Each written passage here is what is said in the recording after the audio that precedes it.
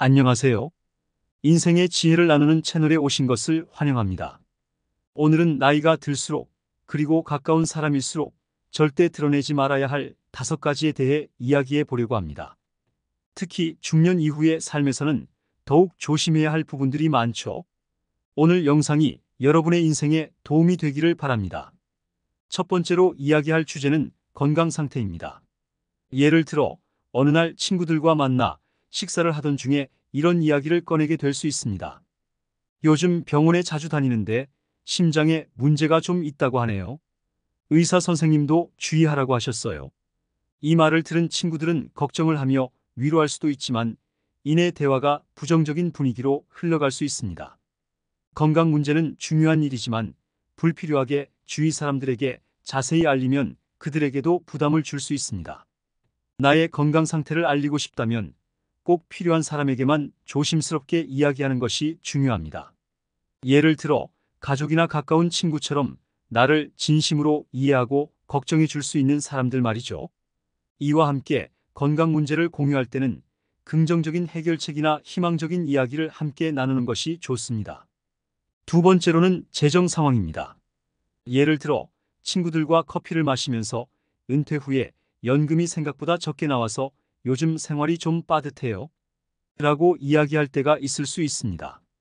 이처럼 재정 상황에 대한 이야기는 솔직해 보일 수 있지만 자칫하면 상대방에게 부담을 주거나 오해를 불러일으킬 수 있습니다. 친구는 본인의 경제적 상황과 비교하게 되면서 상대적으로 불편함을 느낄 수 있고 더 나아가 불필요한 동정심이나 걱정을 불러일으킬 수 있습니다. 또한 재정 상황을 지나치게 노출하면 예상치 못한 상황에서 자신의 약점으로 작용할 수도 있습니다. 따라서 재정에 관한 이야기는 가족 내에서도 신중하게 다뤄야 하며 필요하다면 재정 전문가의 도움을 받는 것이 더욱 현명한 선택입니다. 개인적인 재정 문제는 최대한 비공개로 유지하면서도 현명하게 관리하는 것이 중요합니다. 세 번째는 과거의 실수와 후회입니다. 어느 모임에서 친구들이 과거 이야기를 꺼낼 때 나도 모르게 이렇게 말할 수 있습니다. 사실 나는 젊었을 때 큰 실수를 했었어. 그 일이 지금도 후회돼. 과거의 실수나 후회는 누구에게나 있습니다. 그러나 이를 너무 자주 이야기하거나 깊이 파고들면 현재의 행복과 안정을 해칠 수 있습니다. 예를 들어 과거에 잘못된 투자 결정을 내린 경험이 있을 때 이를 반복해서 말하게 되면 자신도 모르게 그 실패의 감정에 갇히게 될 수 있습니다. 나아가 이러한 이야기는 상대방에게도 불필요한 부담을 줄 수 있습니다. 과거는 이미 지나간 일이고 이를 교훈 삼아 더 나은 미래를 향해 나아가는 것이 중요합니다. 과거의 실수는 누구에게나 있지만 그것을 어떻게 받아들이고 극복하느냐가 더 중요합니다. 예를 들어 그때의 실수로 인해 배운 교훈을 바탕으로 지금은 더 신중한 결정을 내리는 사람이 되었다고 말하는 것이 훨씬 더 긍정적인 접근일 것입니다. 네 번째로는 남의 험담입니다. 예를 들어 모임에서 누군가에 대해 이렇게 말할 때가 있을 수 있습니다. 저 사람은 항상 뒤에서 다른 사람 험담을 하고 다니더라고. 험담은 잠시 동안은 대화에 흥미를 더할 수 있지만 장기적으로는 매우 부정적인 영향을 미칠 수 있습니다. 험담을 들은 사람은 그 이야기를 또 다른 사람에게 전하게 되고 결국에는 자신에게 되돌아오게 됩니다. 이로 인해 신뢰가 무너지고 관계가 악화될 수 있습니다. 또한 험담은 대화를 나눈 상대방이 나에게도 뒤에서 이런 이야기를 할 수 있겠구나라는 생각을 하게 만들 수 있습니다.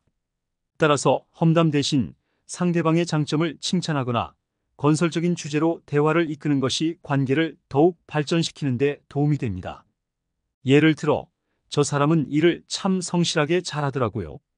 와 같은 긍정적인 말을 통해 좋은 분위기를 만드는 것이 훨씬 더 유익합니다.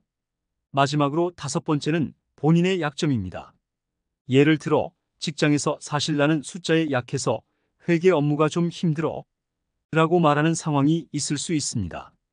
약점을 솔직하게 드러내는 것이 때로는 용기 있는 행동처럼 보일 수 있지만 모든 상황에서 약점을 드러내는 것이 바람직하지는 않습니다. 특히 상대방이 나의 약점을 이용할 가능성이 있는 상황에서는 더욱 조심해야 합니다.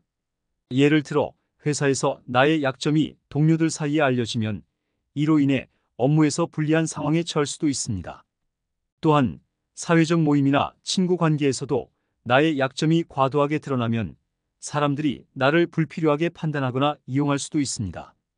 약점은 누구에게나 있지만 이를 극복하기 위해서는 스스로 노력하고 그 약점을 보완할 수 있는 방법을 찾는 것이 중요합니다. 예를 들어 숫자에 약하지만 이를 보완하기 위해 엑셀 프로그램을 배우고 있어요. 라고 말한다면 이는 훨씬 더 긍정적인 인상을 줄 수 있습니다. 오늘 말씀드린 5가지 사항을 잘 기억하시고 앞으로의 인간관계와 인생에서 실천해 보세요. 나이가 들수록 더 지혜롭게 살아가는 것이 중요합니다. 여러분의 노후가 더욱 행복하고 평온하시기를 기원합니다. 오늘 영상이 도움이 되셨다면 구독과 좋아요, 알림 설정도 잊지 말아주세요. 다음 영상에서 또 만나요.